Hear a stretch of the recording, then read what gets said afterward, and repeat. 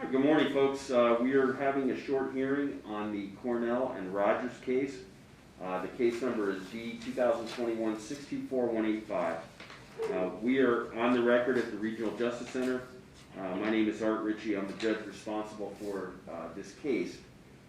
We should have Anton Cornell and Marcia Rogers on the phone. Mr. Cornell, are you there? Yes, sir, I am. And Ms. Rogers, are you there? I am. All right, excellent. So this is a custody case that was filed March 29th.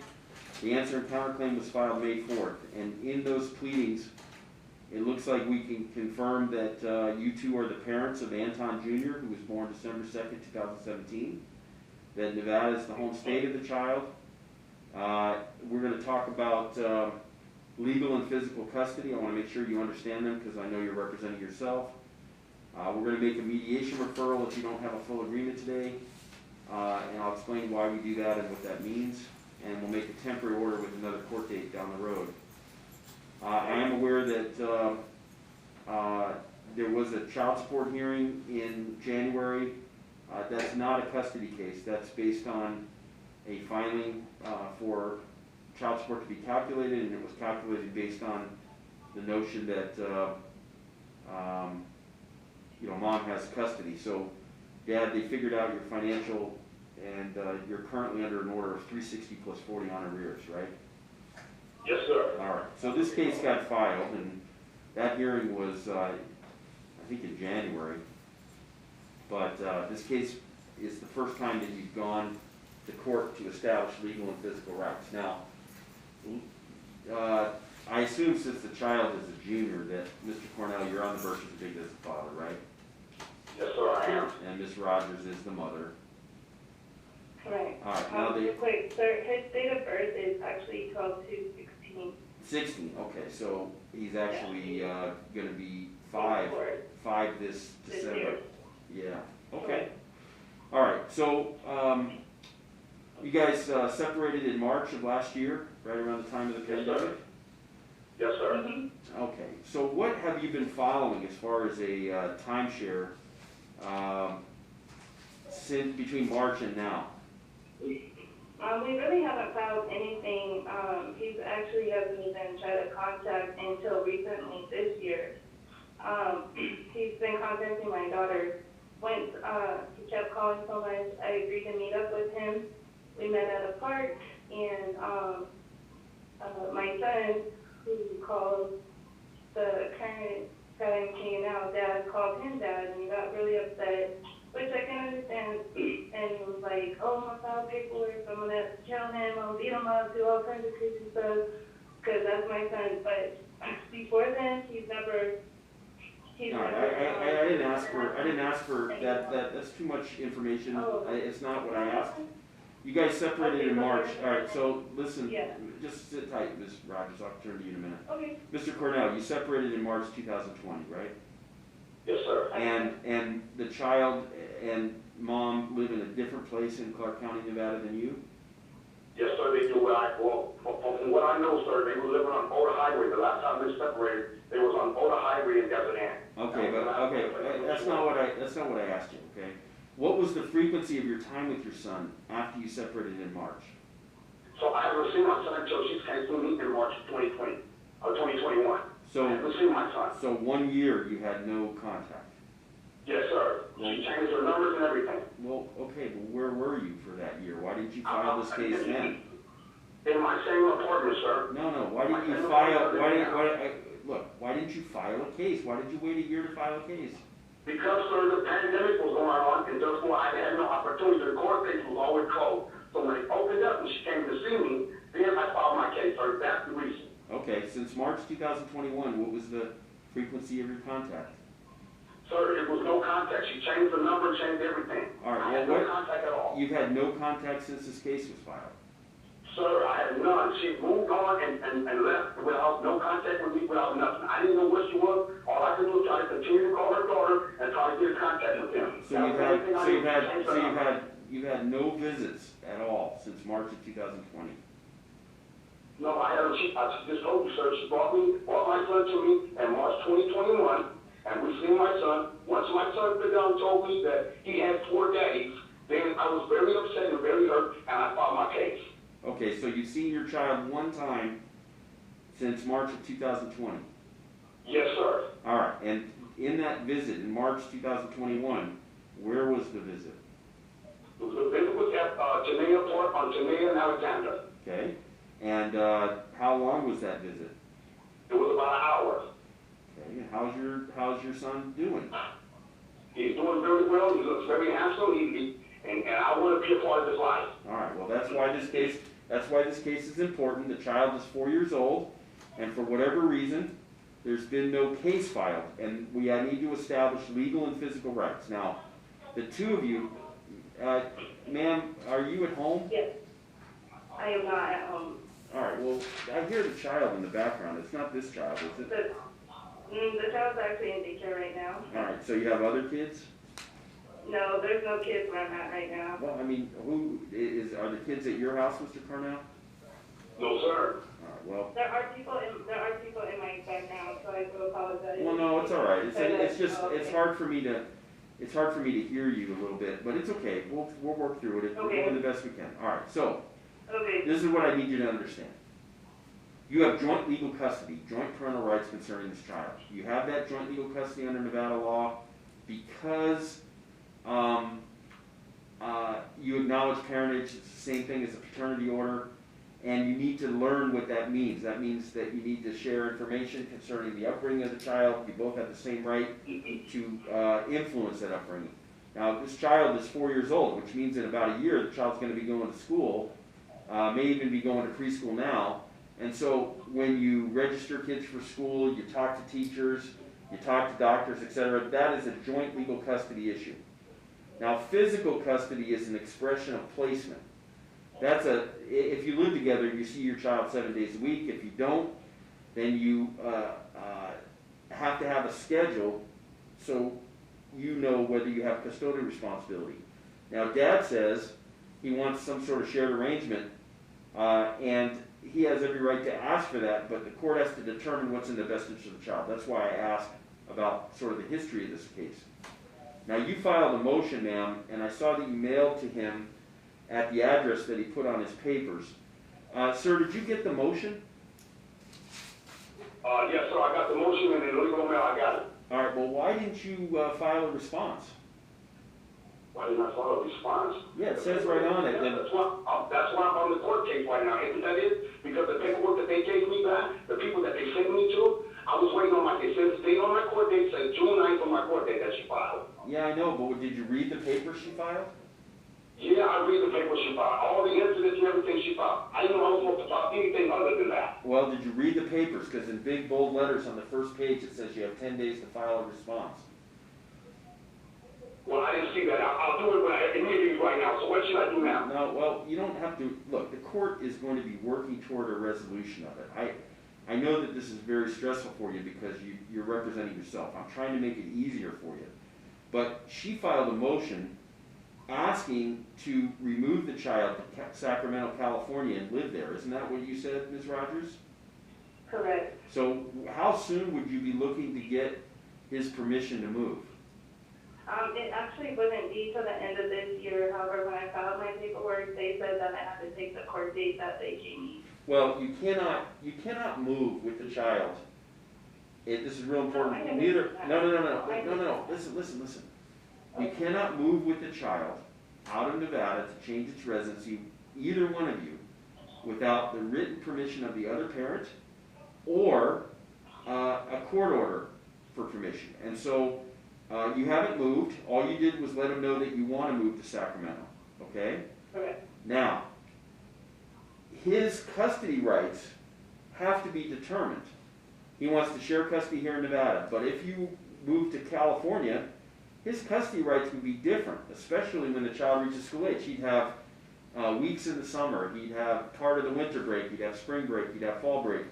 And right now, we don't have a situation in which he has a regular routine or relationship with the child. That's what we got to fix. And so we're going to send you to mediation. Now, the mediation might be on the phone or online. Mediation is we have specialists who meet with parents. We talk about holidays, vacations, a parenting plan that works for you. And right now, I'm gonna be making a temporary order. We're gonna have a court date in about 7 weeks, August 4th. And so we're gonna have a visitation order for Dad between now and then to allow him to establish a pattern of visits. We're going to ask you to talk about parenting issues and mediation. And if we come back and you make an agreement, that's great, okay? Now, I did not get financial disclosure forms. I need your paycheck stubs and your work schedules and your bills. But I know that both of you are working. Where do you work, sir? So I have been working also, see, I've been on unemployment since this epidemic. I'm a union carpenter, and I have been no work in this town. Really? Okay, because I have a lot of cases with union carpenters, and what's your number in the queue? My number in the queue should be like 330. Okay, so, Exact number. all right, so if your area of trades are slow right now, you just keep me updated for that? You're receiving unemployment every week? Yes, sir, I have. All right, now, And the child support comes through my unemployment, sir. right, well, right, because if you're working your union scale, you're making a lot more than what they found in January you're making. Right? No, what I do, sir, is I get $426 a month. I have $2 to have another child. So $150 of that comes out of my check every month, and they look at the $300 that the government gives me. They already told me at the child support mediation that they're not going to touch that, and that expires in September. All right, so how many other kids do you have? I have one other child, a 17-year-old named Isabella Cornell. And does she live with you? No, sir, she lives with her grandmother And what state? in Nevada. And what is your custody schedule with Isabella? I see Isabella there every day, but the grandmother has guardianship of my daughter, but I see her every day. All right, that's fine. Does Anton have a relationship with his sister? Yeah, he does. Okay, well, what about you, ma'am? Do you have any other kids? Oh yeah, I have 4 other children. All right, Miss Rogers, how old are your kids? 23, 22, 19, and 16. All right, so does the 16-year-old live with you still? She does. And does she have a good relationship with Anton? The best ever, yep. All right, good. So you guys are experienced parents. The stuff I'm talking about with you about this 4-year-old, this isn't new to you. You know how this works, right? Absolutely. All right, so we're going to establish a custody schedule, legal and physical custody schedule. Now, the comment that I made, I know it was sarcastic, Mr. Cornell, but if somebody cut off your parental time in March, and under normal circumstances, if we hadn't had the pandemic, you would have filed a lot earlier than a year later, right?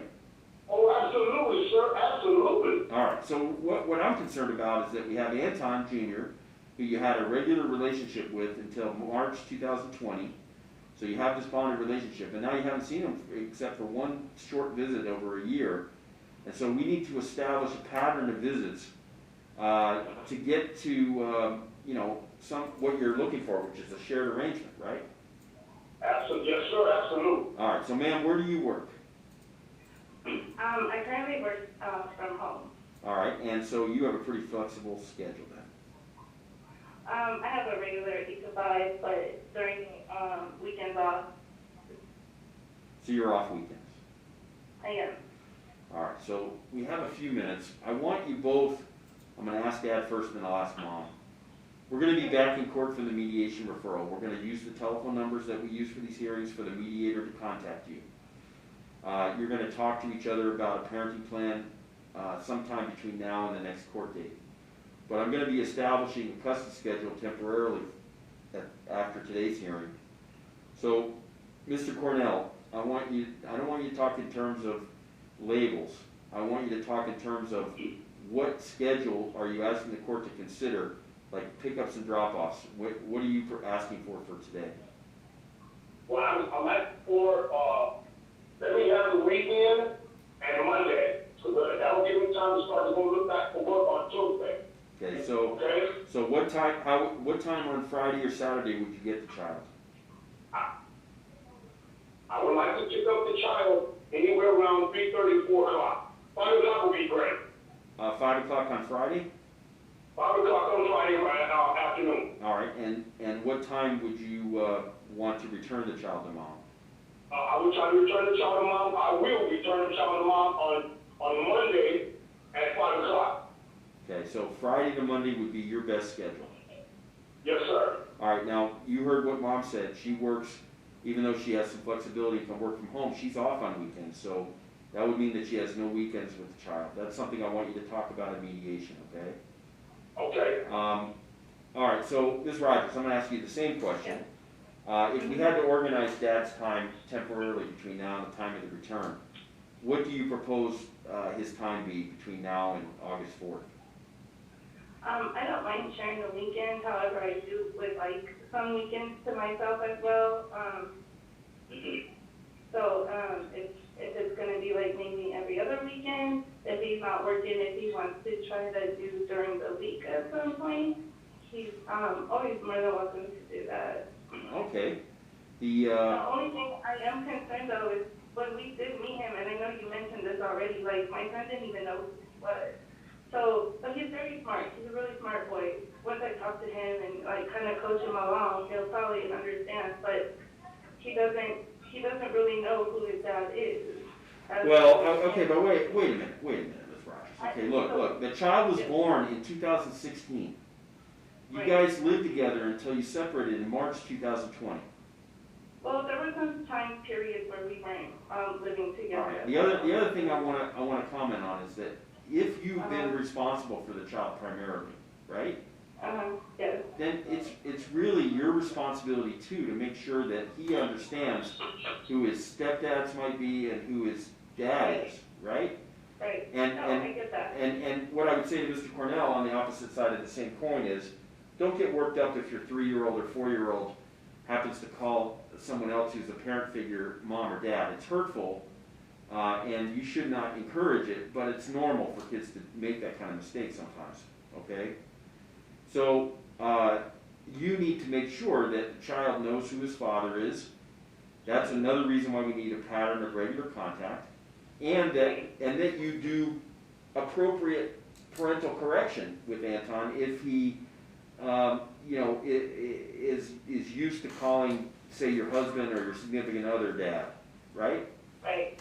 And he's not nearly old enough to understand all this adult stuff that's going on, separated parents and he needs to know that he's got a mom and a dad and that he needs to have a good relationship with both.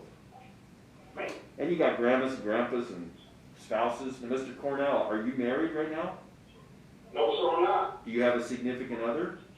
Yes, she's standing right here. All right, well, good. So you know what I'm talking about. Your significant other is going to be in a position of having to develop an appropriate relationship with Anton that doesn't interfere with mom, just like mom has to make sure that her relationships don't interfere with the child's relationship with you, right? Yes, sir. All right, Yes, sir. so that's the goal.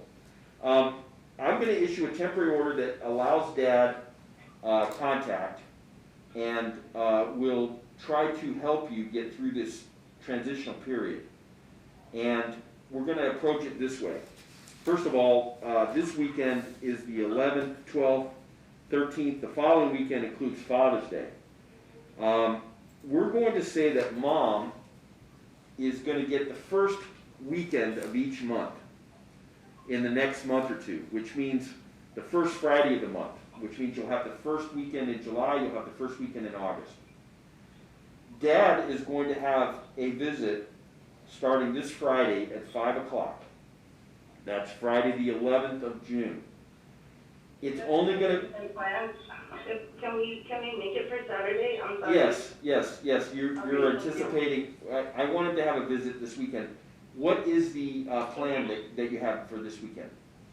My daughter turns 25 on the 11th. All right, great. So are you having a party on Friday or Saturday? Yeah, we're having a party on Friday. I have all my grandkids. All right, that's fine. So that's workable. Is it going to be over by Saturday morning? Saturday afternoon. All right. Probably about 1 o'clock. Okay, so we'll do this. For this weekend only, sir, you're going to have Saturday at 4 p.m. until Sunday at 4 p.m. This weekend only, Mr. Cornell.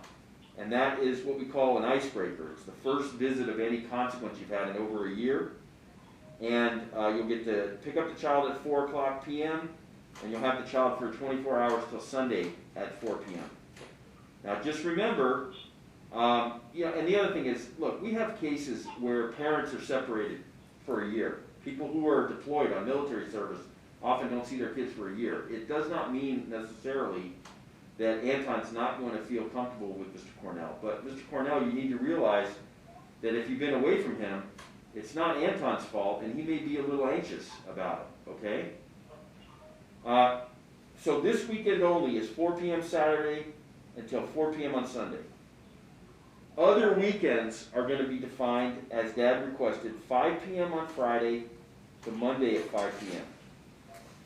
And you'll have each weekend but the first weekend of the month. Mom will have the... weekend. No, listen, it's temporary till August 4th, okay? No, I'm not saying you'll never have more than one weekend a month. August 4th, we come back to court. So the first weekend in July and the first weekend in August will be yours. So in the next 6 weeks, you're going to have 2 out of those 6 weeks. So, Mr. Cornell, do you understand what I've ordered? This weekend, Yes, sir, I do. Saturday, Yes, sir, I do. Saturday the 12th at 4 p.m. to Sunday at 4 p.m. And then thereafter, each weekend except for the first weekend of each month defined as the first Friday, Friday at 5 to Monday at 5.